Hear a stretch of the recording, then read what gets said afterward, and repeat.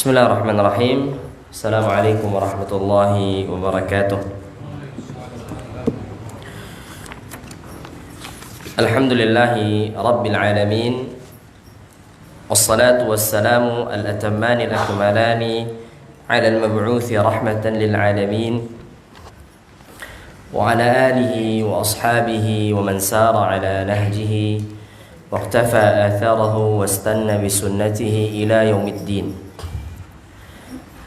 يا أيها الذين آمنوا اتقوا الله حق تقاته ولا تموتن إلا وأنتم مسلمون وقال يا أيها الناس اتقوا ربكم الذي خلقكم من نفس واحدة وخلق منها زوجها وبث منهما رجالا كثيرا ونساء واتقوا الله الذي تساءلون به والأرحام إن الله كان عليكم رقيبا يا أيها الذين آمنوا اتقوا الله وقولوا قولا سديدا يصلح لكم أعمالكم ويغفر لكم ذنوبكم ومن يطع الله ورسوله فقد فاز فوزا عظيما أما بعد فإن أصدق الحديث كتاب الله وخير الهدي هدي محمد صلى الله عليه وسلم وشر الأمور محدثاتها فإن كل محدثة بدعة وكل بدعة ضلالة وكل ضلالة في النار. Kaum muslimin, kaum muslimat, bapak dan ibu rahimani wa rahimakumullah. Alhamdulillah, kita bersyukur kepada Allah Subhanahu wa taala atas anugerah yang Allah berikan, kelapangan waktu, kesempatan yang Allah berikan kepada kita semua, sehingga pada malam hari ini kita bisa duduk bersama bermajlis untuk beribadah kepada Allah Subhanahu wa taala. Semoga duduknya kita di sini memang didasari dengan keikhlasan, mengharapkan balasan hanya dari Allah Subhanahu wa taala. Salat dan salam semoga senantiasa tercurah untuk Nabi kita Nabi Muhammad sallallahu alaihi wasallam. Allahumma salli ala Muhammad wa ala ali Muhammad. Bapak dan ibu-ibu rahimani wa rahimakumullah. Insyaallah taala pada malam hari ini kita akan kembali melanjutkan pelajaran kita membahas kitab Al-Arba'in An-Nawawiyah yang dikarang oleh Imam An-Nawawi rahimahullahu taala. Pada pertemuan yang lalu kita telah selesai membahas hadis yang ketujuh tentang an-nasihah. Nabi sallallahu alaihi wasallam mengatakan ad-dinun nasihah. Agama Islam adalah nasihat. Maka para sahabat bertanya, liman, untuk siapa wahai Rasulullah? Qala lillahi, untuk Allah Ta'ala, wali kitabihi, untuk kitabnya, wali rasulihi, untuk rasulnya, wali a'immatil muslimina, dan bagi pemimpin-pemimpin kaum muslimin, wa ammatihim, dan keumuman mereka. Sekarang kita lanjutkan hadis yang ke-8.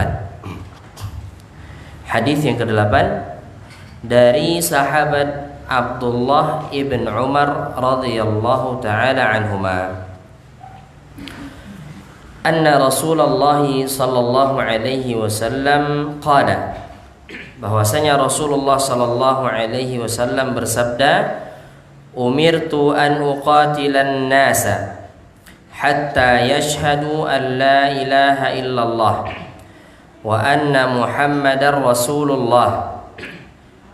Aku diperintahkan untuk memerangi manusia sampai mereka bersaksi atau bersyahadat bahwasanya tidak ada ilah yang berhak diibadahi kecuali Allah, dan bahwasanya Muhammad adalah Rasul Allah, utusan Allah. Wa yuqimus salah, dan mereka menegakkan salat. Wa yu'tuz zakah, mereka menunaikan zakat. فَإِذَا فَعَلُوا ذَلِكَ عَصَمُوا مِنِّي دِمَاءَهُمْ وَأَمْوَالَهُمْ إِلَّا بِحَقِّ الْإِسْلَامِ. Apabila mereka melakukan itu, maka mereka telah terlindung dariku darah mereka, harta mereka, kecuali dengan hak Islam. Wa hisabuhum 'ala Allah Ta'ala, dan hisab mereka atas Allah Subhanahu wa taala. Hadis ini diriwayatkan oleh Al-Imam Al-Bukhari dan Al-Imam Muslim. Kaum muslimin dan kaum muslimat, Bapak dan Ibu rahimani wa rahimakumullah. Hadis yang mulia ini menjelaskan kepada kita akan beberapa hal. Ya. Kapankah seseorang boleh untuk diperangi? Atau kalau kita katakan kapan seorang halal darahnya? Maka dijelaskan oleh Nabi sallallahu alaihi wasallam yang mengharamkan darah seseorang itu yang pertama adalah syahadat. Dia bersaksi bahwasanya yang berhak diibadahi hanya Allah. Dan dia juga bersaksi bahwasanya Muhammad adalah utusan Allah.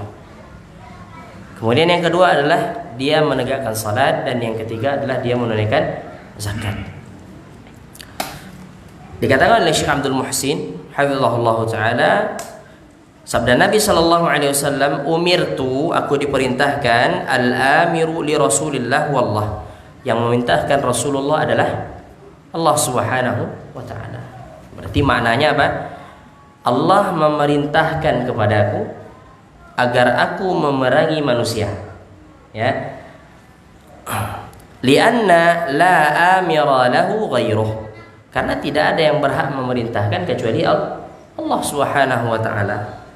Wa idza qala sahabi, nah, kalau seandainya yang berkata itu sahabat, umirna bikadza, kita diperintahkan untuk melakukan itu, atau kami dilarang dari melakukan ini, maka yang memerintahkan dan yang melarang itu adalah Rasulullah sallallahu alaihi wasallam. Ya.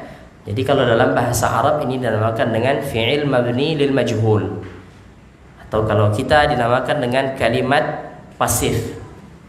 Ya, kalimat pasif. Maka dikatakan umirtu, aku diperintahkan. Nah, yang memerintahkan Nabi sallallahu alaihi wasallam adalah Allah. Itu difahami sudah. Kemudian dikatakan oleh Syekh Abdul Muhsin, ketika Rasulullah sallallahu alaihi wasallam wafat, maka diangkatlah Abu Bakar radhiyallahu taala anhu menjadi khalifah. Wartadda man irtadda minal Arab. Kemudian ada sekelompok daripada orang-orang Arab murtad, kembali kepada agama mereka.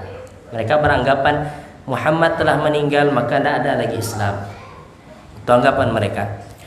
Wamtana'a man imtana'a min daf'iz zakah. Kemudian di zaman itu pula muncul orang-orang yang tidak mau menunaikan zakat. Di zaman Nabi dia keluarkan zakatnya, tapi setelah Nabi meninggal dia tidak mau lagi mengeluarkan zakat karena beranggapan seperti itu, bahwasanya sudah tidak ada lagi syariat. Muhammad telah wafat, berarti tidak ada lagi salat, tidak ada lagi zakat. Kemudian wa azama Abu Bakrin ala qitalihim. Ketika Abu Bakar diangkat menjadi khalifah, maka Abu Bakar bertekad untuk memerangi mereka. Ya. Binaan ala anna min haqqi syahadatain, ya, ada az-zakah. Ya, berdasarkan bahwasanya di antara bentuk hak daripada dua kalimat syahadat adalah seseorang menunaikan zakat. Jadi kalau seandainya ada seseorang Bapak dan Ibu yang dirahmati oleh Allah taala, dia bersyahadat namun dia mengingkari zakat, maka tidaklah berguna syahadat yang dia ucapkan. Maka ini seluruhnya harus saling melengkapi.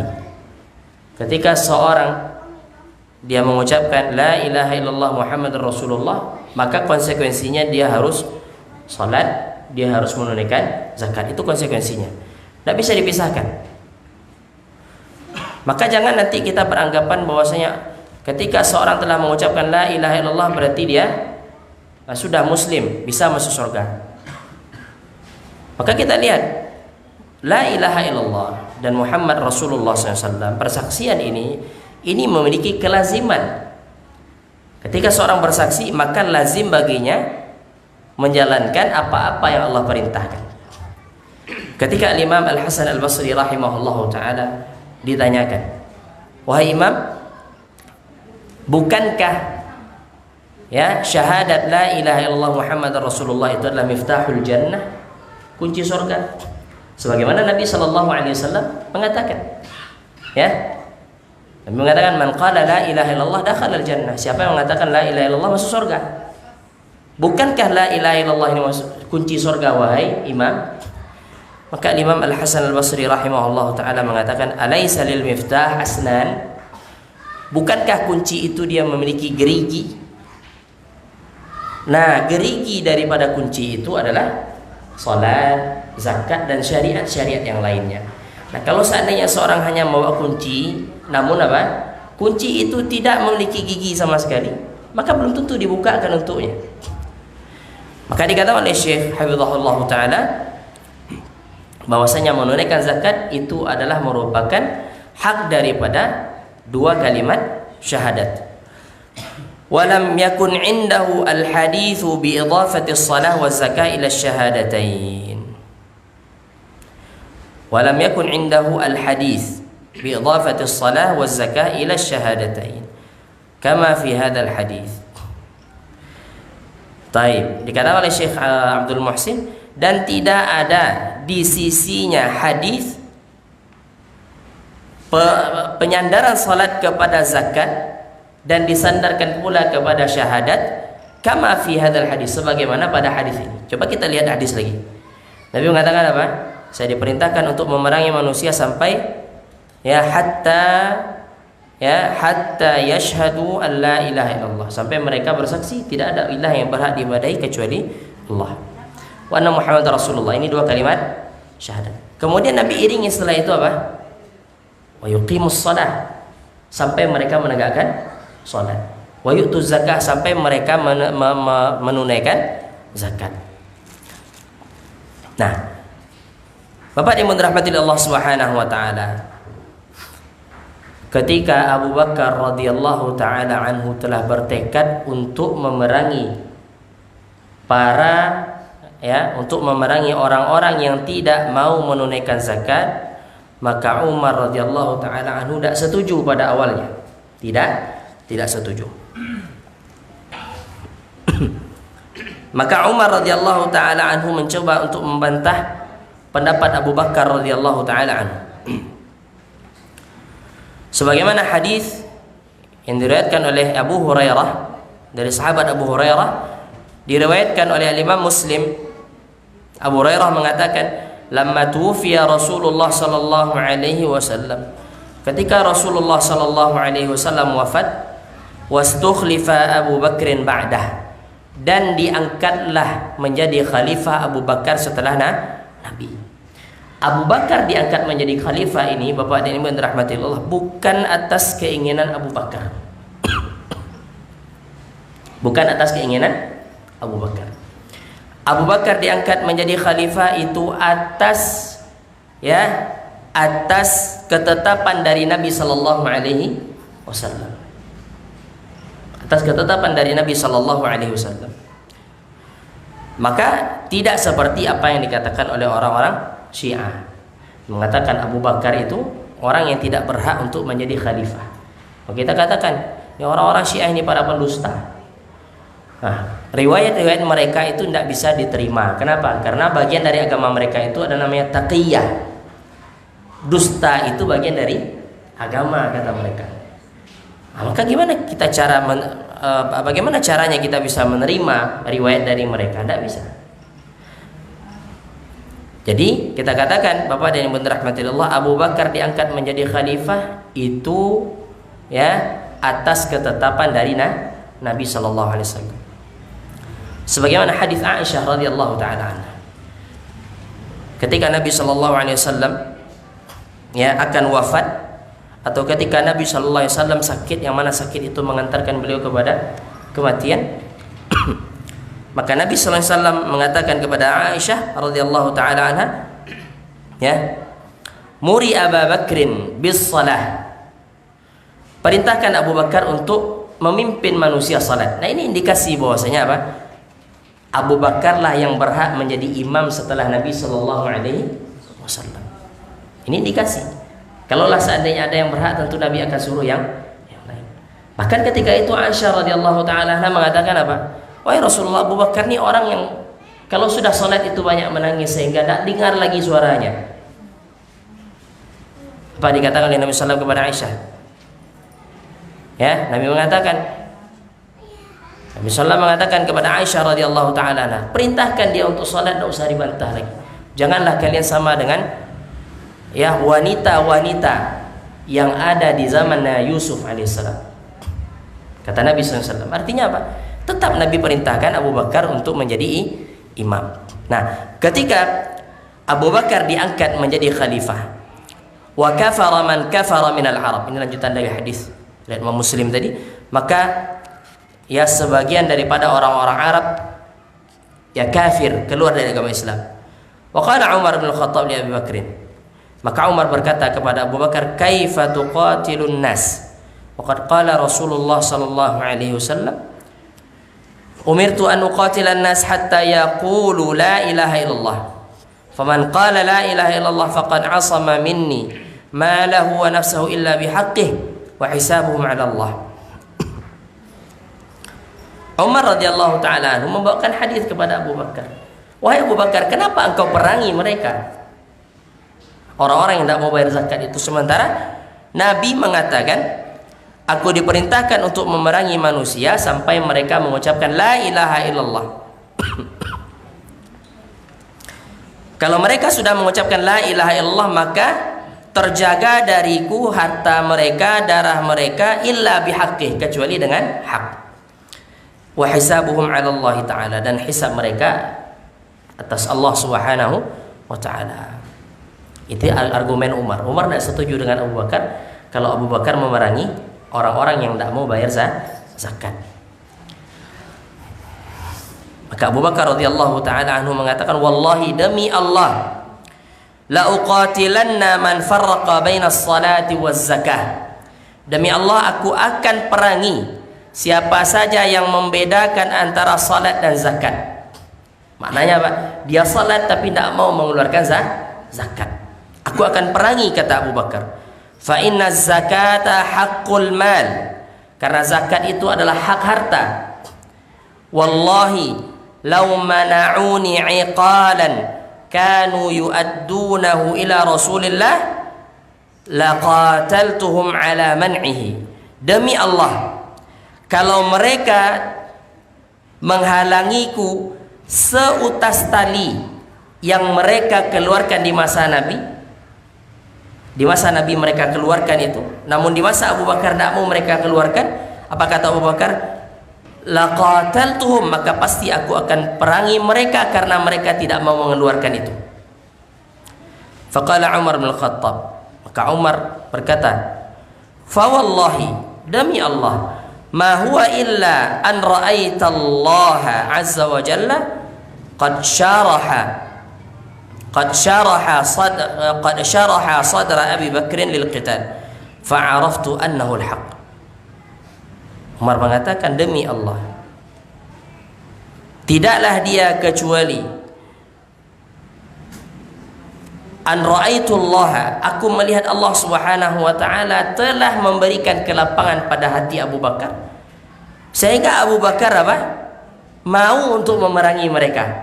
Maka aku tahu ketika itu Abu Bakar berada di atas kebenaran. Ini kata Umar radhiyallahu taala anhu. Ya. Bapak dan Ibu rahmatillah Allah Subhanahu wa taala, ini lihat apa yang terjadi antara Abu Bakar dan Umar. Ada dialog, ada dialog. Ya, hatta sahabat sekalipun mereka kadang-kadang apa? Berbeda pendapat. Sahabat antara Abu Bakar, orang terbaik setelah Nabi, dan Umar, orang kedua terbaik setelah Nabi, tidak sependapat. Tapi lihat mereka bagaimana orang-orang terbaik ini. Ketika tidak sependapat, maka tetap dikembalikan kepada dalil dan dikembalikan kepada orang yang lebih berilmu. Kalau seandainya kita katakan siapakah yang lebih, ya siapakah yang lebih, bukan kita membandingkan sahabat, tidak. Kalau seandainya dikatakan siapakah, manakah yang lebih mulia, Abu Bakar atau Umar? Abu Bakar sudah tidak diragukan lagi. Abu Bakar orang yang paling mulia setelah Nabi. Maka lihat bagaimana sikap Umar radhiyallahu taala anhu, berlapang dada. Ya. Dan ini sangat jauh berbeda dengan ya dengan zaman kita. Zaman kita kalau sudah berselisih sulit untuk diperbaiki. Ya, kalau sudah bertikai, padahal pertikaian pun kadang-kadang terjadi bukan dalam permasalahan agama. Hanya misalnya dalam teknis dakwah. Si A inginnya seperti ini, si B inginnya seperti ini. Sudah. Tidak bisa disatukan dua pendapat ini, akhirnya apa? Bubar, masing-masing buat yang baru. Ini sunnah yang buruk ini namanya. Ya, kebiasaan yang buruk ini tidak boleh terjadi. Ya, bagi orang-orang yang paham tidak boleh terjadi. Semakin seorang belajar maka hatinya akan semakin lapang. Kalau seandainya ikhwan yang dirahmati Allah, ada orang mengaji tapi hatinya sempit, maka bisa jadi dia tidaklah mendapatkan ilmu sebagaimana mestinya. Ya, kalau seandainya kita sudah mengaji ini sempit hati kita, ketika bertikai dengan kawan susah untuk diperbaiki hubungan itu, maka pada hakikatnya kita orang awam lebih baik dari kita. Orang awam pun lebih baik dari kita. Wallahul musta'an. Ini pelajaran yang berharga ya. Bagaimana Abu Bakar dan Umar berselisih. Namun Umar radhiyallahu taala anhu menurunkan egonya dan menerima pendapat Abu Bakar. Tentu mereka berdua ini berpendapat bukan dengan hawa nafsu. Ini memiliki dalil mereka dua-duanya. Bapak dan Ibu rahmati Allah Subhanahu wa taala.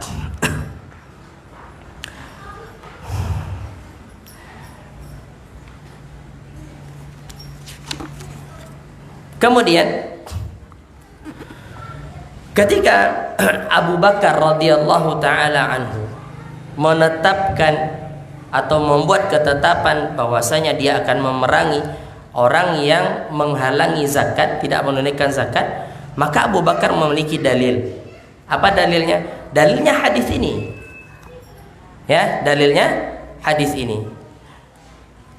Abu Bakar mengatakan, Nabi SAW mengatakan illa bihaqqil Islam, kecuali dengan hak Islam.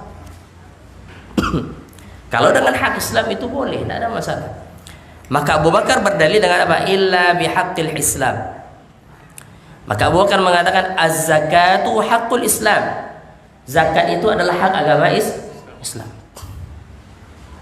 Walam yanfarid Ibnu Umar bil haditsil madhkur, bal rawahu Abu Hurairah aidan bi ziyadatis shalah waz zakah fihi. Namun riwayat Umar yang Umar fahami apa? Tidak ada salat, tidak ada zakat. Tadi kita bacakan hadisnya dari Abu Hurairah, riwayat Muslim. Bagaimana Umar berdalil kepada Abu Bakar? Kalau sudah orang mengatakan la ilaha illallah, faqad asama minni malahu ya wa nafsahu illa bihaqqil Islam. Kalau sudah mengatakan la ilaha illallah sudah selamat sudah.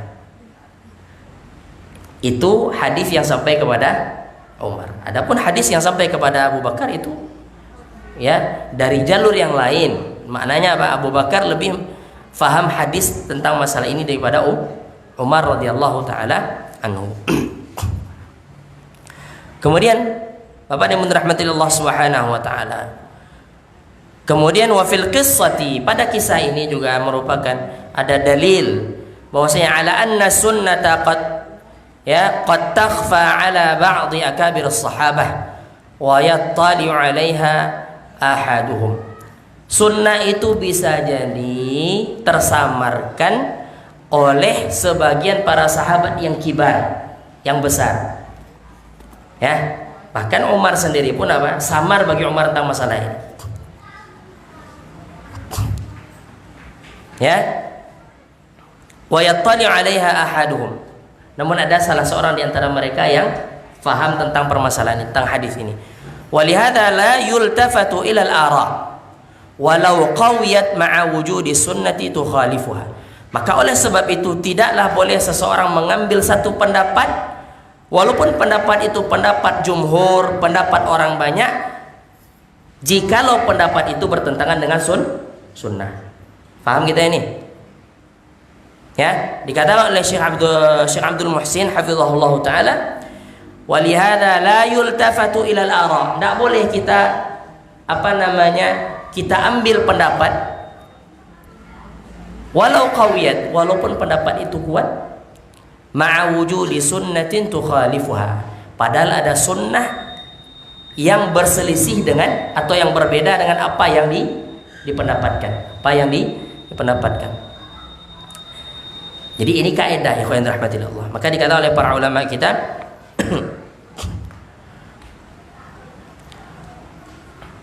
idza thabata an-nas batala an-nazar. Ini kaidah. Kalau sudah tetap nas maka tidak ada lagi pendapat. Sudah tetap nas hadis, sudah tetap dalil, maka tidak ada lagi yang boleh berpendapat. Ya. Idza thabata an-nas batala an-nazar. Kalau sudah tetap ada nas, maka tidak ada pendapat lagi. Tidak boleh orang berpendapat lagi. Maka itu dikatakan oleh Syekh Abdul Muhsin hafizahullah taala. Wala yuqalu kaifa khafiya dha ala fulanin. Dan tidak boleh pula dikatakan, Umar kenapa tidak tahu Umar? Berarti Umar tidak belajar kah? Enggak, ya. Dan itu sifat manusia. Sebagaimana Allah mengatakan wa fauqa kulli dhi ilmin alim. Setiap orang yang punya ilmu mesti di atasnya ada orang yang lebih berilmu. Tidak ada orang yang menguasai ilmu ini seluruhnya, tidak ada. Mau dia belajar sepanjang apapun masa dia belajar, tetap saja mesti ada ilmu-ilmu yang luput darinya. Maka ada kitab bagus yang ditulis oleh Syekhul Islam Ibnu Taimiyah rahimahullah taala, judulnya adalah Raf'ul Malam 'anil A'immatil A'lam, mengangkat celaan daripada para imam. Beliau rahimahullah taala memberikan banyak contoh. Bagaimana sahabat yang satu tidak tahu akan hadis ini, ya, atau sebagian tahu, sebagian tidak tahu. Maka itu tabiat manusia, manusia. Jangankan kita, sahabat pun tidak menguasai seluruh ilmu. Buktinya tadi ada yang tahu, ada yang tidak. Maka tidak boleh pula kita mengatakan masa Umar tidak tahu. Tidak boleh, ya. Zaman mereka berbeda dengan zaman kita. Terlebih misalnya di zaman para tabi'in, itu sangat jauh berbeda dengan masa kita. Dulu hadis ya tidak tersebar sebagaimana di zaman kita. Kalau kita, masya Allah, hadis itu ada di HP kita, hadis itu ada di aplikasi kita. Di zaman dahulu tidak ada. Sehingga antum lihat di masa dulu itu, di masa tabi'in itu ada dua madrasah yang besar ini. Namun dua madrasah ini sangat bertolak belakang. Pertama di Madinah, namanya Madrasah Alul Hadis. Itu Imam Malik di sana, Imam Darul Hijrah. Dikenal dengan Madrasatu Ahlil Hadis. Kenapa? Karena hadis pusatnya di mana? Madinah. Sementara ada di Irak itu namanya Madrasatu Ahli Ra'i, Madrasah Ahli Ra'i, pendapat. Imamnya di situ Imam Abu Hanifah. Kenapa dikatakan Madrasah Ahli Ra'i? Karena hadis susah untuk sampai Irak. Sehingga Bapak yang rahmatillah Allah taala, kalau seandainya kita baca pendapat daripada Al-Imam Abu Hanifah, ada sebagian yang seolah-olah bertentangan dengan dalil. Bertentangan dengan dalil. Apakah Imam Abu Hanifah sengaja menentang dalil? Jawabannya tidak. Sebagaimana tadi, Umar tidak sengaja dia untuk mementah dalil. Nah, kenapa ini bisa terjadi? Karena ilmu itu tidak sampai kepada mereka. Wallahu taala alam. Maka ini mesti harus kita fahami. Kalau seandainya ustadz kita ditanya kemudian ustadz tidak tahu, jangan pula mengatakan, kok ustadz tidak tahu? Itu kan ada yang seperti itu, Pak. Dia pertanyaan atau dia tanya lewat WA, lewat telepon, kemudian kita katakan, wallah tidak tahu. Kok ustadz tidak tahu? Seolah-olah dia tahu. Ya, seolah dia sedang memuji ustaz. Ya, dia tanya ustaz, bagaimana pendapat ustaz terhadap permasalahan ini? Wallahu ta'ala tidak faham. Kemudian dia katakan, masa ustaz tidak tahu? Ya, seolah-olah ustaz ini orang yang full ilmunya, padahal ya Allah ustaz.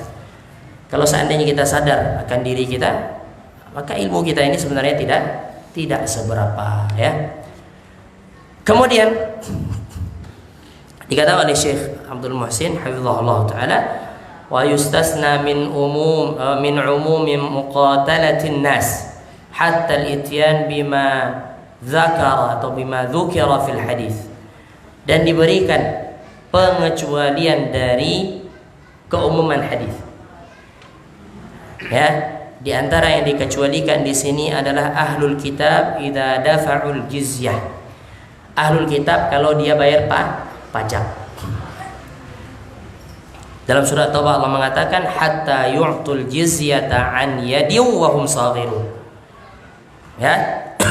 Pertama, Allah Subhanahu wa taala memerintahkan orang-orang beriman untuk membunuh, untuk memerangi mereka,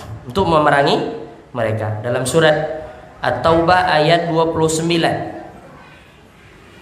Allah mengatakan qatilul ladzina la yu'minuna billahi wala bil yaumil akhir. Perangilah orang-orang yang tidak beriman kepada Allah dan hari akhir. Wala yuharrimuna ma harramallah, dan orang-orang yang tidak mengharamkan apa yang Allah haramkan, wa rasuluhu, dan apa yang Rasul haramkan. Wala yadinuna dinal haq, dan mereka tidak beragama dengan agama yang benar. Minalladzina utul kitab, dari kalangan ahlul kitab. Perangi mereka semua ini hatta yu'tul jizyata, sampai mereka membayarkan jizyah. Nah, kalau dia sudah bayar jizyah, dia sudah bayar upeti kepada pemerintahan kaum muslimin, maka itu terhalang atau terjaga darahnya, nyawanya, dan hartanya. Terjaga sudah. Ya, tidak bisa dirampas. Surat At-Taubah ayat 29 itu dalilnya. Ahlul kitab yang membayar jizyah. Wa ghairuhum idza dafa'aha ya lidalalati sunnah ala dzalika. Kama fi hadits Buraidah ibn al-Husayb fi sahih Muslim. Sebagaimana di dalam hadis Buraidah yang dikeluarkan oleh Imam Muslim, Nabi SAW kana idza ammara amiran ala jaish, apabila Rasulullah SAW mengangkat pemimpin suatu pasukan, aw sariyatan awsahu fi khassatihi, Nabi berikan wasiat kepada pemimpin pasukan itu bitaqwallah, untuk bertakwa kepada Allah. Wa man ma'ahu minal muslimin, ya, dan ya orang-orang yang bersamanya dari orang-orang Islam. Itu wasiat Nabi sallallahu alaihi wasallam. Kemudian sudah ada masuk waktu belum?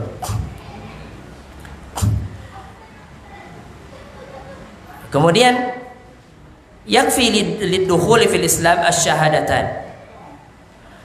Dikatakan untuk masuk Islam itu yang pertama kali cukup melaksanakan mengucapkan dua kalimat syahadat. Wa huma awwal wajibin 'alal mukallaf, dan ini adalah kewajiban yang paling mendasar atas mukallaf.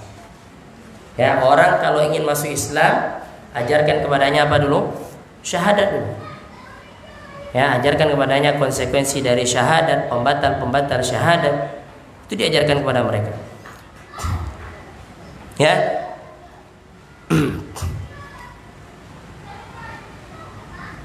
Al-Imam Ibn Daqiq Al-Id rahimahullah ta'ala mengatakan wa fihi dalalatun zahiratun limadhhabil muhaqqiqin wal jamahir minas salaf wal khalaf anna al-insana idza i'taqada din al-islam i'tiqadan jaziman la taradduda fihi kafahu dzalika. Ya, pada hadis ini terdapat dalil yang zahir, dalil yang jelas akan mazhabnya para ulama salaf, ulama belakangan dan ulama ya al-khalaf, bahwasanya manusia jikalau dia yakin dengan agama Islam ini dengan keyakinan yang kuat, tidak ada keraguan-raguan padanya, maka dia sudah dinamakan dengan orang Islam, masuk Islam dia masuk Islam dengan keyakinan dia. Dia tidak ragu. Kenapa? Karena di antara pembatal keislaman itu adalah ragu. Ya. Asyakku ya yunafi al-yaqin. Itu pembatal. Kalau orang ragu terhadap agama Islam ini, maka dia bukan orang Islam. Kalau orang Islam itu apa? Adalah orang yang yakin dengan agamanya, tidak ragu dia. Ya. Maka dikatakan untuk masuk Islam sebenarnya yang pertama kali kita butuhkan apa? Yakin agama Islam ini benar dulu. I'tiqadan jaziman. Dia harus yakini dengan sekuat-kuatnya, seyakin-yakinnya. Baru setelah itu ada ilmu-ilmu yang lain yang akan menyusul. Ya. Jangan orang baru masuk Islam kemudian diajarkan khilaf. Bingung dia. Sedangkan orang Islam saja, yang Islam dari lahir diajarkan khilaf, bisa jadi zindik juga akhirnya. Apalagi ini orang baru masuk Islam, kemudian diajarkan kepadanya perkara-perkara yang besar, untuk ini tidak tidak hikmah namanya, tidak faham. Maka ketika seorang ingin masuk Islam, yang pertama ajarkan kepadanya apa? Syahadat, tauhid, akidah. Baik. Kemudian memerangi orang yang tidak membayar zakat. Ya. Al-muqatalatu 'ala man'i zakat takunu liman imtana'a minha wa qatala 'alayha. Amma idza lam yuqatil fa innaha tu'khad minhu qahra. Memerangi orang yang menghalangi zakat itu ya terjadi jikalau orang yang menghalangi itu memerangi orang yang mengambil zakat. Faham? Kenapa Abu Bakar radhiyallahu ta'ala memerangi mereka? Karena mereka tidak mau membayar zakat dan ingin memerangi Abu Bakar radhiyallahu ta'ala anhu. Ya, kalau seandainya mereka tidak memerangi, maka tidak boleh diperangi, hanya diambil hartanya secara paksa. Bisa kita pahami ini? Ada orang tidak mau bayar zakat, diambil hartanya secara paksa. Namun ketika diambil justru dia angkat pedang. Apa yang harus dilakukan? Perangi. Maka langkah pertama, kalau orang tidak mau bayar zakat, tidak mau dia bayar zakat, maka ambil hartanya itu secara paksa. Dan itu adalah wewenang daripada ulul amr, pemimpin. Adapun rakyat tidak boleh. Maka dikatakan oleh Syekh Abdul Muhsin, kapan orang yang menghalangi atau kapan orang yang tidak menunaikan zakat itu diperangi? Kalau dia tidak mau bayar zakat dan memerangi orang yang ingin mengambil zakat darinya. Nah, namun jikalau dia hanya tidak membayar zakat saja, maka caranya adalah dengan mengambil zakat itu secara paksa. Itu boleh. Kan harta manusia tadi terjaga. Kapan harta ini tidak terjaga? Illa bihaqqil Islam, kecuali dengan hak Islam. Banyak contohnya, zakat diantaranya. Masalah hutang piutang. Ada orang punya hutang, dia ada uang untuk membayar tapi dia tidak mau bayar, maka ya orang yang berwenang boleh mengambil paksa harta orang itu, boleh. Dia tidak berdosa. Ya, misalnya nih, ada kawan berhutang dengan kita, sudah lama tidak kunjung dia bayar. Dia punya uang, ada uang, dia mampu dia untuk bayar, tapi karena karena mungkin kebiasaan tipikal tidak paham, dia undur-undur. Ya, mengundur bayar hutang itu zalim. Nah, kita butuh, boleh tidak kita ambil paksa harta dia? Boleh, karena ini adalah hak Islam, hak Islam ini. Begitupun masalah zakat, maka boleh diambil paksa. Kemudian di dalam hadis ini juga ada ya sabda Nabi sallallahu alaihi wasallam, wa hisabuhum 'ala Allah, hisab mereka atas Allah. Apa maknanya? Dikatakan oleh Syekh anna man azhara al-Islam, orang yang menampakkan keislaman, wa ata bisyahadatain, dia mengucapkan dua kalimat syahadat, fa innahu yu'samu maluhu wa damuh, maka terjaga harta dan darahnya. Fa in kana shadiqan zahiran wa batinan nafa'ahu dzalika 'inda Allah. Kalau dia jujur ya secara zahir dan batin, maka itu akan mendatangkan kebaikan untuk dirinya di sisi Allah Ta'ala. Wa in kana al-batinu khilaf al-zahir, kalau batinnya bertentangan dengan zahirnya seperti orang-orang munafik, fahuwa min ahli darkil asfali minan nar, maka dia adalah orang yang akan menghuni neraka yang paling bawah, dasar neraka. Ya, kaum muslimin dan kaum muslimat, bapak dan ibu yang dirahmati Allah Subhanahu wa taala. Jadi maksud daripada wa hisabuhum 'ala Allah adalah masalah hati. Ya. Orang sudah mengucapkan 2 kalimat syahadat, ya sudah, berarti dikatakan dia sebagai orang Islam. Adapun hatinya tidak ada yang tahu kecuali Allah Subhanahu wa taala. Kalau seandainya dia mengatakan, ya, saya bersaksi bahwasanya yang diibadahinya Allah Ta'ala, berarti dia muslim. Hatinya bagaimana? Kita tidak tahu. Diserahkan kepada Allah Ta'ala. Jangan justru kita apa? Meragukan. Tidak mungkin kayaknya masuk Islam.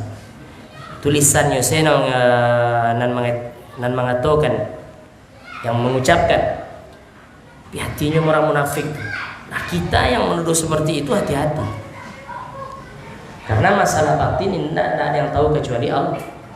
Ini pelajaran.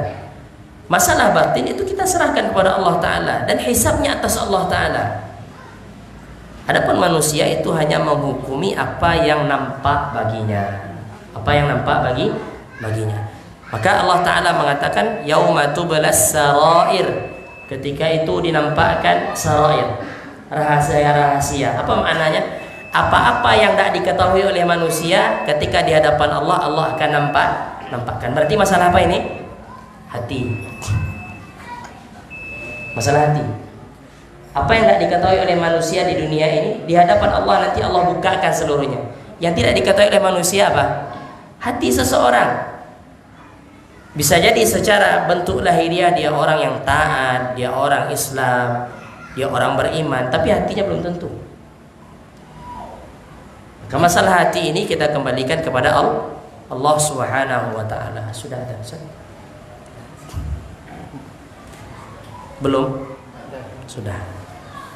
Azan dulu lanjut atau azan salat lanjut lagi. Baik. Insyaallah kita lanjutkan setelah salat Isya. Wa sallallahu wasallam wa baraka ala nabiyina Muhammad. Assalamualaikum warahmatullahi wabarakatuh. Alhamdulillah wassalatu wassalamu ala Rasulillah wa ala alihi wa sahbihi wa mawalah wa la hawla wa la quwwata illa billah, amma ba'd. Kaum muslimin, kaum muslimat, a'azzakumullahu jami'an. Kita lanjutkan pembahasan kita. Sekarang kita masuk kepada mimma yustafadu minal hadis. Faedah-faedah yang bisa kita ambil dari hadis yang ke-8 ini.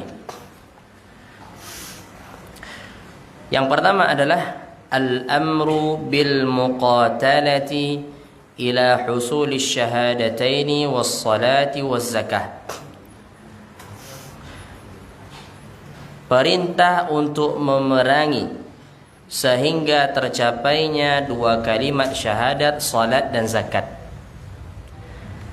Kemudian mungkin sebagian kita bertanya, mana puasa dan mana haji? Sebagian para ulama kita mengatakan, ikhwan yang dirahmati Allah Subhanahu wa taala, ketika itu belum ada syariat puasa dan haji, sehingga Nabi tidak masukkan itu ke dalam pembahasan ini. Namun itulah, ketika seorang belajar, maka dia akan kumpulkan seluruh dalil, maka dia akan simpulkan. Berarti sama juga halnya kalau seandainya ada orang tidak puasa dia, maka harus dipaksa dia untuk puasa. Setelah dipaksa justru dia angkat pedang tidak mau puasa, maka perangi. Begitupun halnya dengan orang yang berhaji. Ya.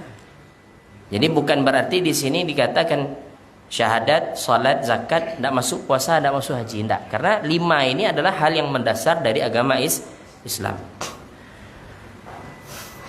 Adapun dalam hadis ini disebutkan hanya 2 kalimat syahadat, salat dan zakat.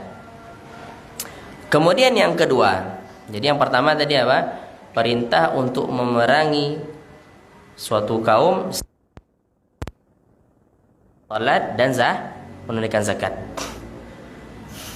Yang kedua adalah itlaqul fi'li 'ala al-qaul liqaulihi fa idza fa'alu dzalika mimma dzukira qalbuhu asy-syahadataini mimma dzukira qablahu asy-syahadatani wa huma qaulun. Nah, perbuatan itu juga termasuk daripada ucapan. Ya, perbuatan itu termasuk daripada ucapan. Sebagaimana Nabi mengatakan, fa idza fa'alu dzalika, apabila mereka melaksanakan itu. Maknanya apa? Mereka juga mengucapkan demikian. Ya, mereka mengucapkan dua kalimat syahadat. Maka itlaqul fi'li, memutlakkan perbuatan di sini, maka maknanya adalah juga termasuk ucapan. Juga termasuk ucapan. Kemudian yang ketiga, isbatul hisab 'ala al-a'mal yaumal qiyamah. Dalam hadis ini ada keterangan bahwasanya ketetapan atau ditetapkannya hisab atas amalan-amalan pada hari kiamat. Pada potongan hadis, wa hisabuhum 'ala Allah, dan hisab mereka atas Allah Ta'ala. Itu menunjukkan bahwasanya apa? Seluruh amalan itu akan dihisab di sisi Allah Subhanahu wa Ta'ala. Faedah yang keempat, anna man imtana'a an daf'i zakah qutila 'ala man'iha hatta yu'addiyaha. Siapa yang menghalangi atau siapa yang tidak menunaikan zakat, maka dia diperangi karena dia menghalangi zakat atau tidak menunaikan zakat sampai dia mau menunaikannya. Sampai dia mau menunaikannya. Orang yang tidak mau menunaikan zakat, maka dia diperangi sampai dia mau menunaikan zakat. Kalau dia sudah tunaikan, maka tidak diperangi. Sama halnya tadi, kalau seandainya dia diambil dengan paksa, berarti dia telah menunaikan zakat. Kalau sudah bisa diambil zakat itu, maka tidak boleh lagi diperangi. Hanya cukup diambil zakatnya. Tapi kalau seandainya tidaklah bisa untuk mengambil zakat ini kecuali dengan memeranginya, maka perangi sampai dia mau mengeluarkan zakat. Permasalahan zakat ini, Bapak yang dirahmati Allah Ta'ala, permasalahan yang banyak disepelekan oleh orang-orang yang telah memiliki kemampuan. Dan zakat dalam agama kita itu banyak bentuknya. Ya. Ada zakat harta. Kemudian ada zakat perdagangan. Kemudian ada zakat pertanian. Ya. Kemudian ada zakat peternakan. Ya. Kemudian ada namanya zakat barang tambang. Ada namanya zakat harta karun. Itu dibahas dalam permasalahan fikih. Ya, mungkin yang banyak dilalaikan oleh manusia di masa kita ini mungkin zakat harta dia.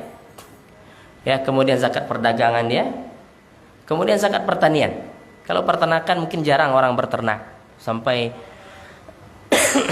banyak hewan ternaknya. Ada tapi tidak seberapa. Tapi yang tiga ini banyak dilalaikan oleh kebanyakan kaum muslimin. Bahkan di antara mereka tidak faham bagaimana cara menunaikan zakat, apa saja syaratnya, mereka tidak faham. Kan di antara mereka ada yang mengeluarkan zakat tiap bulan. Katanya zakat. Ini selain zakat profesi ini ya. Kalau zakat profesi sudah tidak diragukan lagi, itu kezaliman. Ini zakat memang. Dia punya uang, sudah sampai nisab, kemudian dia keluarkan tiap bulan. Oke, kita katakan ini tidak zakat namanya. Zakat itu keluarkan sekali 1 tahun. Ya. Kalau seandainya uangnya sudah setara dengan 85 gram emas, maka keluarkan zakat 2,5%. Kalau seandainya dia pertanian sampai sekitar 663 liter, kalau seandainya dia tanam padi 663 liter beras, maka dia keluarkan zakatnya. Bisa jadi 1/10 atau 1/20.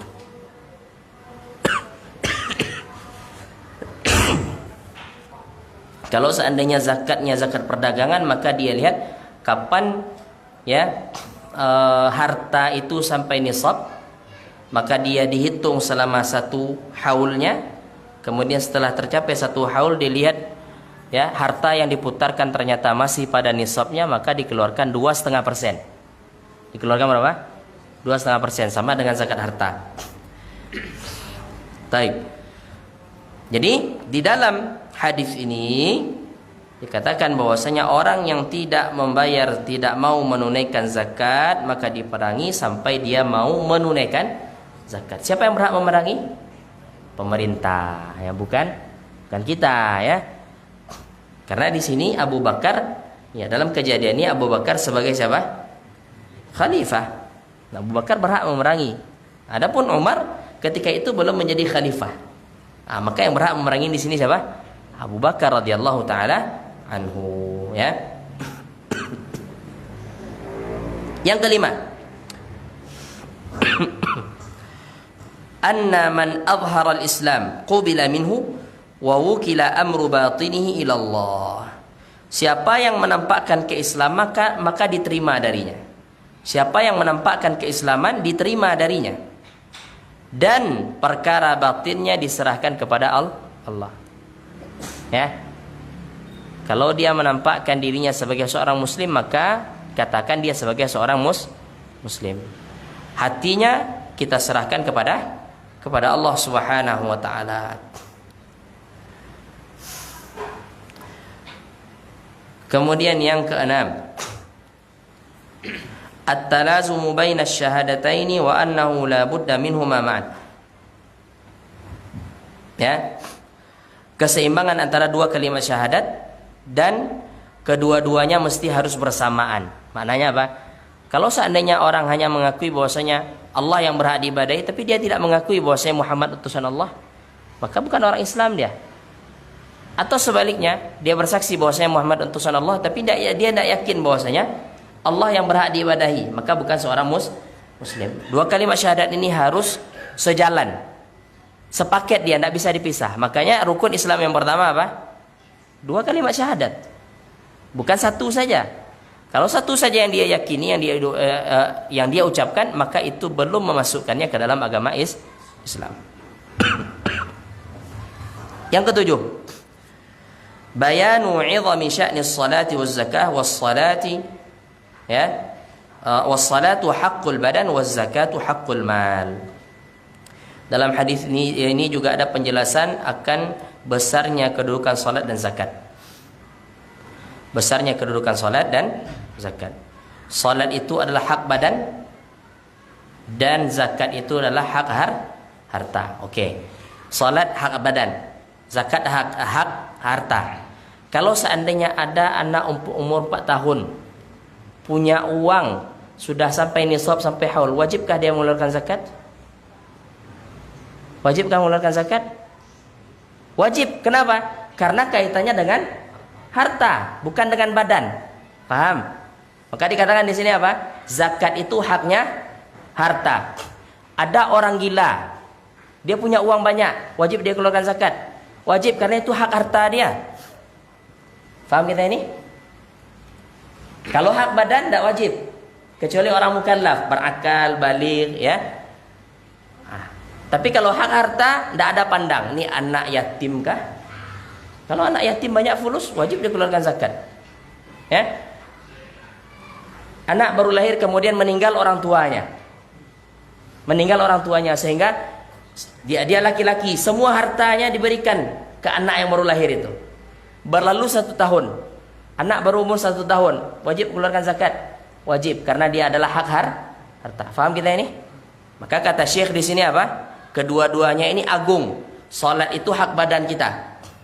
Dan zakat itu adalah hak dari harta, ya, hak dari harta. Wallahu taala alam. Itu 7 faedah yang dikatakan oleh Syekh Abdul Muhsin Al-Abbad hafizahullah taala, ya, pada hadis yang ke-8 ini. Ada yang mau ditanyakan berkaitan, ya, dengan hadis yang ke-8 ini? Tidak ada. Ini sudah jelas semua, alhamdulillah. Ya, tidak usah berpikir. Kalau ada pertanyaan itu langsung, Ustaz, Tapi kalau dipikir dulu tuh namanya cari-cari pertanyaan. Hah? Beda Ustaz. Ada pertanyaan? Ada. Itu berarti ada tuh. Ada pertanyaan? Tunggu Ustaz, mau pikir loh. Kira-kira anak ditanya. Itu namanya cari-cari pertanyaan. Tidak boleh. Kalau orang ada yang ditanyakan tuh dia langsung. Ya. Kalau tidak ada, tidak usah ditanyakan. Hadis yang ke-9 lagi. Al-hadis at-tasi'. Jadi yang penting kita fahami maknanya hadis ini. Kita faham maknanya bahwasanya apa? Ini tentang hukum memerangi orang yang tidak salat, tidak menunaikan zakat, tidak mau bersyahadat. Boleh diperangi? Boleh. Jadi orang Islam boleh diperangi? Boleh kalau seandainya dia melanggar hal ini. Ya, dia tidak mau membayar zakat. Apakah orang yang tidak membayar zakat bisa langsung dikatakan kafir? Tidak. Bisa jadi apa? Bisa jadi dia tidak tahu hukum. Ya kan? Kalau dia berkeyakinan zakat itu tidak wajib, maka dia bisa kufur. Tapi kalau seandainya dia hanya tidak mau menunaikan zakat, apakah dikeluarkan dari agama Islam? Tidak. Karena orang yang tidak menunaikan zakat pun bukan dosa yang akan mengeluarkan seorang dari agama Islam. Hanya satu dosa saja mengeluarkan orang dari agama Islam, apa? Kesyirikan. Maka dalam permasalahan-permasalahan seperti ini kita harus rinci. Dia tidak mau sholat itu apa sebabnya? Dia tidak mau menunaikan zakat itu apa sebabnya? Kalau seandainya sebabnya karena dia malas, berarti dia muslim tapi fasik. Paham? Kalau seandainya dia tidak sholat itu karena berkeyakinan sholat tidak wajib, berarti bukan orang Islam. Walaupun dia sholat, ya kan? Dia sholat, tapi dia tidak yakin bahwasanya sholat 5 waktu ini Allah yang wajibkan. Apakah dia Islam? Tidak Islam. Ya, tidak Islam. Baik. Begitu juga halnya dengan zakat dan ibadah-ibadah yang lainnya. Wallahu taala a'lam. Al-hadis at-tasi', hadis yang ke-9. An Abi Hurairah Abdurrahman bin Sakhar radhiyallahu taala anhu qala, dari Abu Hurairah, namanya adalah Abdurrahman bin Sakhar radhiyallahu taala anhu, beliau berkata, sami'tu Rasulullah sallallahu alaihi wasallam yaqul, aku mendengar Rasulullah sallallahu alaihi wasallam bersabda, ma nahaitukum anhu fajtanibuhu. Apa yang aku larang kalian darinya, maka tinggalkan. Apa yang aku larang kalian darinya, maka tinggalkan. Wa ma amartukum bihi fa'tu minhu mastata'tum. Dan apa yang aku perintahkan kalian dengannya, maka kerjakan dia semampu kalian. Kerjakan dia semampu kalian. Fa innama ahlaka man kana qablakum kathratu su'alihim wa ikhtilafuhum ala anbiya'ihim. Yang mencelakakan atau yang membinasakan orang-orang sebelum kalian adalah dia banyak bertanya dan dia banyak menyelisihi nabi-nabi dia. Ya, man kana qablakum fa innama ahlaka man kana qablakum. Orang-orang sebelum kalian dibinasakan oleh Allah disebabkan kathratu su'alihim, karena mereka banyak bertanya. Siapa? Bani Israel. Waqtilafum ala anbiyahim, karena mereka banyak menyelisihi nabi mereka. Ini hadis riwayat Imam Bukhari dan Al-Imam Muslim.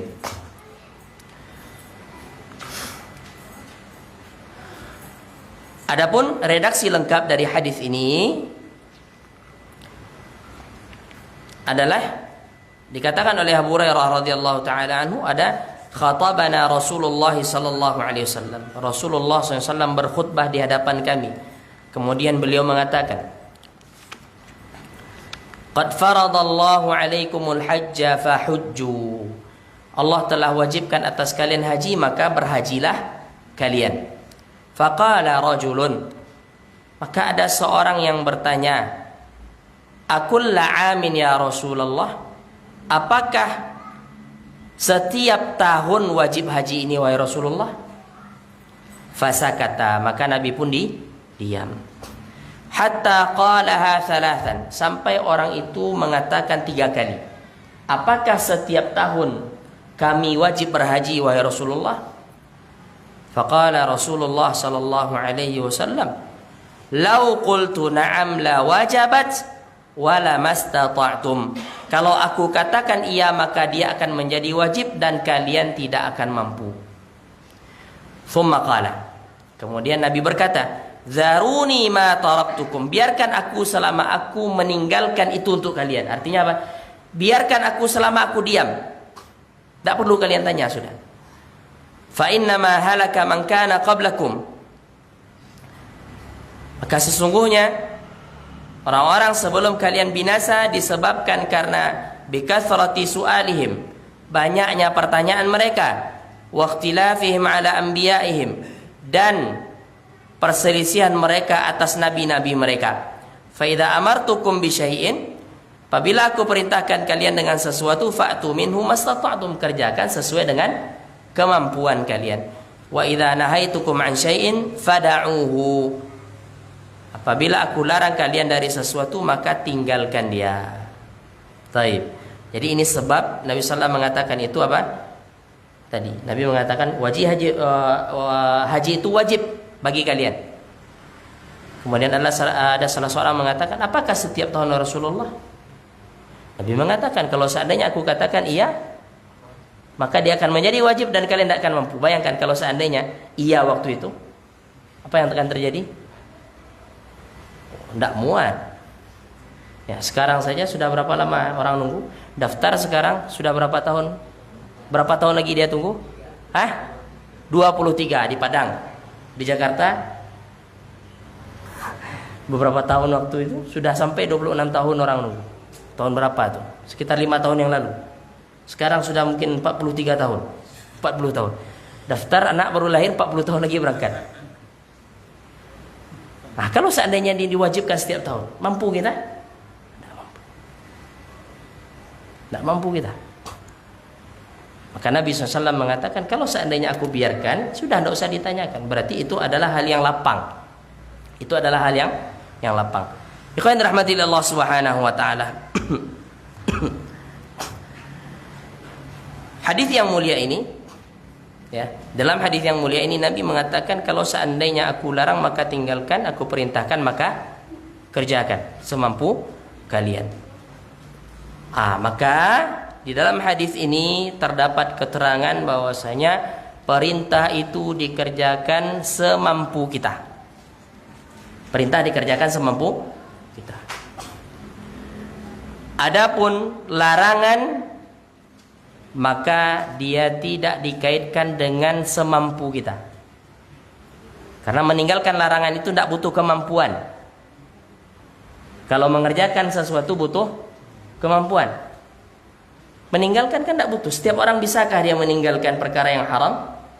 Bisa. Tapi apakah setiap orang bisa salat berdiri? Tidak bisa. Apakah setiap orang bisa melihat? Tidak bisa. Ya kan? Tidak bisa. Maka perintah itu dikerjakan sesuai dengan kemampuan. Larangan itu ditinggalkan secara total. Maka tidak ada istilah berangsur-angsur dalam meninggalkan sesuatu yang haram. Ustaz, ambo kini merokok 3 bungkus sehari. Dikurangi 2 bungkus dia nak Ustaz? Oh, tidak boleh, haram juga. Haram tidak boleh. Ini perkara yang haram ini tidak ada istilah apa? Tidak ada istilah berangsur-angsur dalam meninggalkan, tidak ada. Tinggalkan langsung. Makanya Nabi mengatakan apa? Ma nahaitukum anhu fajtanibuh. Apa yang aku larang maka tinggalkan, kata Nabi. Adapun perintah Nabi mengatakan, wa ma amartukum bihi minhu fa'tu mastata'tum. Kerjakan semampu kalian. Ikhwan rahmatillah Allah Subhanahu wa taala. Maka dikatakan oleh Syekh Abdul Muhsin hafizahullah taala, li'annahu taklifun bil fi'l. Karena beban itu adalah, atau ibadah itu, atau seorang dibebankan itu dengan perbuatan, maka dikaitkan dengan kemampuan. Karena perintah kan asalnya untuk kerjakan. Berarti kalau seandainya untuk dikerjakan, masing-masing orang berbeda-beda kemampuannya untuk mengerjakan itu. Masing-masing orang berbeda kemampuannya untuk mengerjakan perintah. Kemudian faqad yustata'u bidzalika al-fi'l wa qad la yustata'. Bisa jadi dia mampu, bisa jadi dia tidak mampu. Fal ma'muru ya'ti bil ma'mur bihi hasaba istita'atihi. Maka yang diperintahkan itu dikerjakan sesuai dengan kemampuan. Famathalan lamma nuhiya an syurbil khamr wal manhiyu mustati'un 'adamu syurbiha was salatu ma'murun biha wa huwa yusalliha ala hasabi istita'atihi min qiyamin wa illa fa'an julusin wa illa fahuwa muttaji'un. Syekh menjelaskan di sini contohnya orang dilarang minum khamar, maka perkara yang dilarang itu orang mampu untuk meninggalkannya. Perkara yang dilarang itu orang mampu untuk meninggalkannya. Sementara salat diperintahkan oleh Allah Ta'ala dan orang salat sesuai dengan kemampuannya masing-masing. Orang yang bisa berdiri maka dia wajib berdiri. Orang yang tidak bisa berdiri, tidak punya kaki dia, gimana cara suruh berdiri? Ya kan? Atau lumpuh kakinya, cacat dia, maka dia salat dalam keadaan duduk.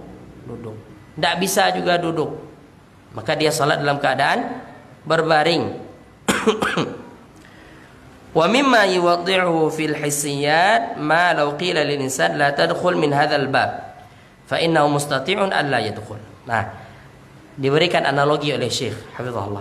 Kalau orang mengatakan jangan kamu masuk dari pintu ini, maka maknanya apa? Dia bisa untuk tidak masuk, maka dilarang. Ya kan? Makanya dilarang. Jangan masuk dari pintu ini. Faqad yastati'u hamluha wa qad la dikatakan la tadkhul min hadzal bab. Jangan kamu masuk dari pintu ini, maka dia pasti bisa tidak masuk dari pintu itu. Dia nautarkun, karena dia bentuknya apa? Meninggalkan. Meninggalkan itu tidak butuh apa? Tidak butuh kekuatan. Tidak butuh kekuatan. Berbeda kalau seandainya orang diperintahkan angkat batu yang besar ini, maka ada kemampuankah? Ada upaya? Ada. Tapi ketika dia dikatakan jangan angkat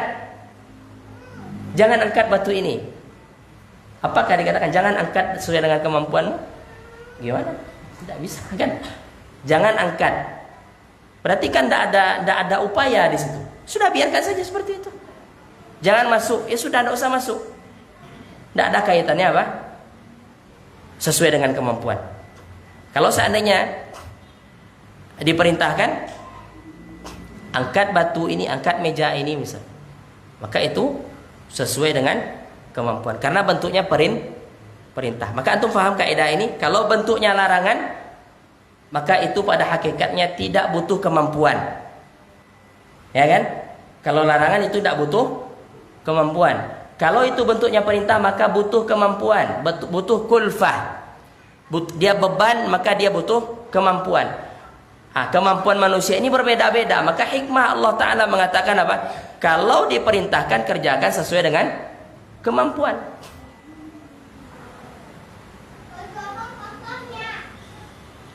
Ikhwan rahmatillah Allah Subhanahu wa ta'ala. Ini analogi yang diberikan ya. Analogi yang diberikan. Kalau dikatakan jangan masuk, maka sudah tinggalkan. Kalau dikatakan angkat batu, maka mengangkat batu ini butuh kekuatan. Dan kekuatan manusia berbeda-beda. Ada yang bisa mengangkat batu yang besar, ada yang yang menengah, ada yang kecil, ada yang tidak bisa sama sekali mengangkat batu. Maka ini sesuai dengan kemampuan masing-masing. Ikhwan rahmatillah Allah Subhanahu wa ta'ala. Kemudian meninggalkan larangan itu tetap di atas keumumannya, bahwasanya dia harus ditinggalkan. Meninggalkan larangan tetap di atas keumumannya, maknanya apa? Dia memang harus ditinggalkan. Kecuali apa yang dibutuhkan dan bentuknya darurat. Contoh, makan bangkai untuk menyambung hidup untuk menyelamatkan nyawa, itu boleh. Karena ini hukumnya apa? Darurat.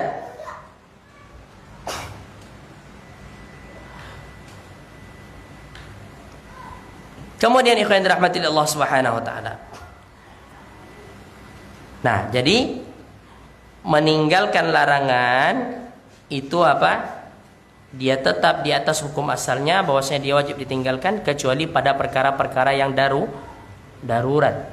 Contohnya tadi, seseorang memakan bangkai untuk menyelamatkan jiwanya.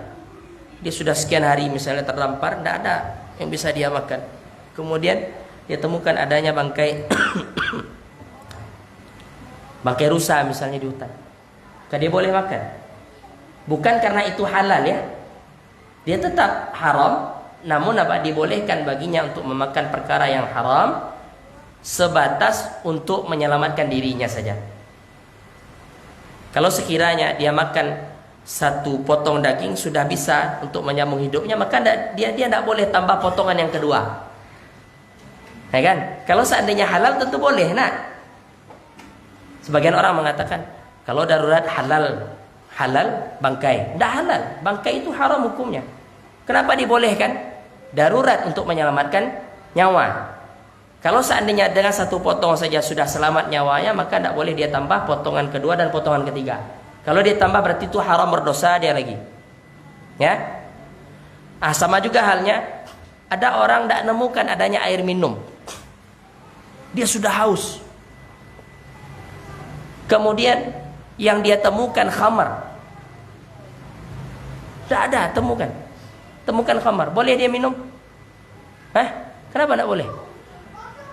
Loh, dia tidak ada minum. Sudah sekian hari tidak minum. Sementara air itu kebutuhan mendasar, lebih butuh kita pada air daripada makan. Ini tidak ada ditemukan air. Ada pun khamar. Boleh dia minum? Boleh sebatas untuk membasahi kerongkongan saja. Ya, tidak boleh dia teguk satu botol itu, tidak boleh. Bisa kita pahami? Ini permasalahan seperti ini kadang-kadang mesti harus sangat dirincikan. Karena sebagian orang salah paham. Ya, dianggap kalau darurat berarti halal. Tidak ada halal. Dia tetap haram. Nah, dia boleh untuk membasahi kerongkongan saja. Berarti satu teguk sudah cukup. Ya. Apa contohnya hal yang darurat lagi?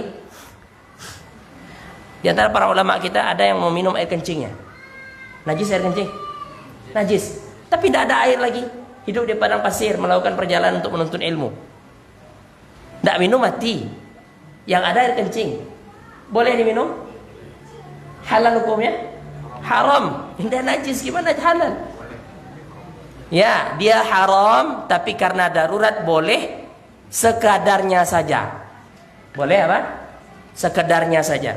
Bisa kita pahami ini? Baik. Maka dikatakan oleh Syekh, perkara yang haram itu tetap haram. Dia tidak akan bisa berubah menjadi halal. Namun dia boleh dikerjakan jikalau dalam permasalahan darurat, ya. Permasalahan darurat. Ikhwan rahmatillah Allah Subhanahu wa taala. Nah, kita perlu tegaskan darurat itu, anak-anak sering sampaikan kepada kawan-kawan, darurat itu ada 5, ya kan?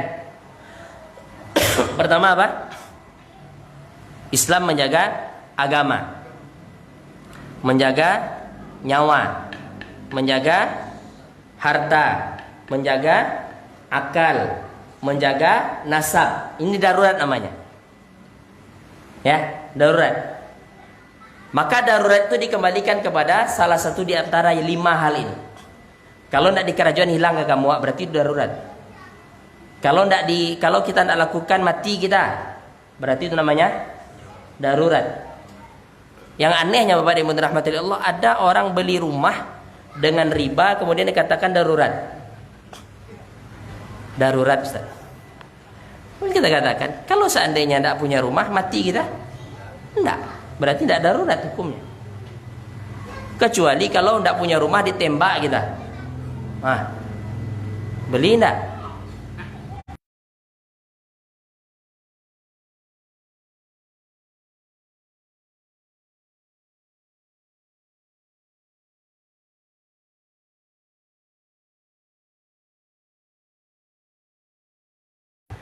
beli rumah ada ribanya, kemudian dikatakan darurat, kita butuh.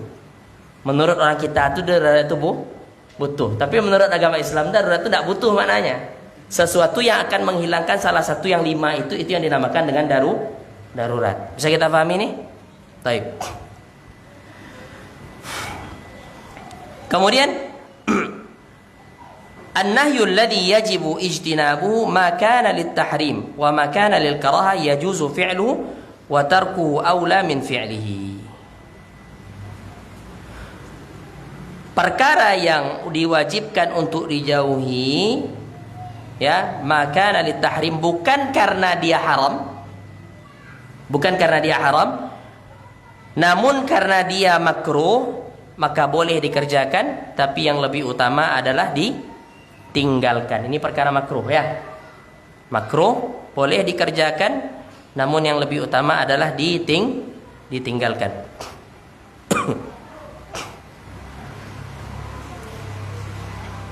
Pas 9. Taib. Kemudian dikatakan oleh Syekh Abdul Muhsin, al-ma'muru bihi ya'ti bihi al-mukallafu ala qadri taqatihi. Perkara yang diperintahkan itu dikerjakan oleh mukallaf sesuai dengan kemampuannya. Kenapa? La yukallifullahu nafsan illa wus'aha. Allah tidaklah membebani seseorang kecuali dengan kemampuannya. Fa idza kana la yastati'u al-ityanu bil fi'li 'ala al-hay'ati al-kamilah ata bihi ala ma dunaha. Kalau seandainya dia tidak bisa melaksanakan dengan bentuk yang sempurna, maka dia melaksanakan kurang dari sesuatu yang sempurna tadi, dan itu sesuai dengan kemampuan dia. Ini sering kita, atau Anda pernah sampaikan, tidak tahu di sini atau di tempat yang lain, ini masalah salat duduk, Pak. Sebagian kaum muslimin ini nampaknya bermudah-mudahan terhadap permasalahan ini. Dia datang dari rumahnya ke masjid jalan kaki, sampai dia masjid dia duduk sholat. Maka kita katakan tidak benar nih, tidak sah sholatnya. Berdiri itu adalah rukun sholat. Selama dia bisa berdiri, bagaimanapun bentuk dia berdiri, dia bisa berdiri, maka wajib dia berdiri. Walaupun agak merungkuk dia. Kalau dia bisa itu, maka dia wajib seperti itu. Oh, tidak bisa lihat Ustaz, memang harus duduk. Memang pun tidak bisa tegak, maka dia duduk.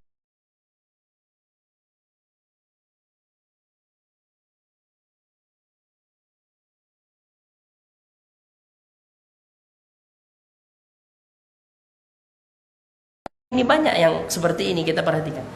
Seharusnya Bapak yang dirahmati Allah, kalau seandainya sekiranya tidak mampu kita berdiri lama, berdiri dulu.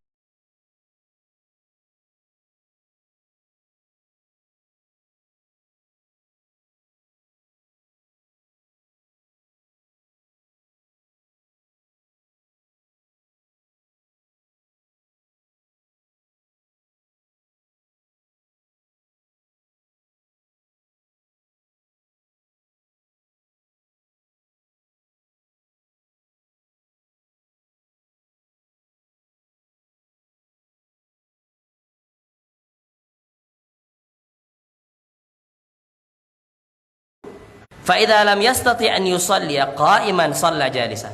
Kalau dia tidak bisa salat berdiri, maka dia salat duduk. Tidak bisa berdiri. Bukan tidak mampu loh. Tidak bisa. Ada orang yang mampu berdiri tapi tidak kuat lama. Ini berbeda. Tidak bisa berdiri ini memang dia orang tidak bisa berdiri, memang lumpuh kakinya kan? Atau dia orang yang sakit kan? Tidak bisa berdiri. Kemudian wa illam yastati al-ityanu wa illam yastati al-ityanu bil wajib kamilan ata bima yaqdiru alaihi minhu. Kalau tidak bisa, maka dia sesuaikan dengan kemampuan dia. Begitu juga halnya dengan berwudu. Orang tidak mampu wudu, maka boleh pindah dia ke tayamum. Tapi dia mampu mencuci wajahnya, tidak mampu dia cuci tangannya, boleh dia pindah ke tayamum? Tidak boleh. Apa yang dia lakukan? Dia cuci seluruh anggota wudunya yang lain, dan yang tangan itu dia tayamumkan. Paham? Nah, tayamum itu boleh dia pindah atau dia boleh sebagai pengganti wudhu jikalau memang orang itu tidak bisa menggunakan air, seluruh anggota wudhunya tidak bisa kena air, maka dia ganti dengan tayamum. Wallahu taala alam. Sampai situ pembahasan kita. Insyaallah pada pertemuan yang akan datang tetap kita lanjutkan hadis yang ke-9 ini. Semoga apa yang kita sampaikan bermanfaat. Terlebih dan terkurang mohon maaf kepada Allah taala, minta ampun. Wassallallahu wasallam wa baraka ala nabiyina Muhammad wa ala alihi wa sahbihi ajma'in. Subhanakallahumma bihamdika asyhadu an la ilaha illa anta astaghfiruka wa atubu ilaik. Assalamualaikum warahmatullahi wabarakatuh.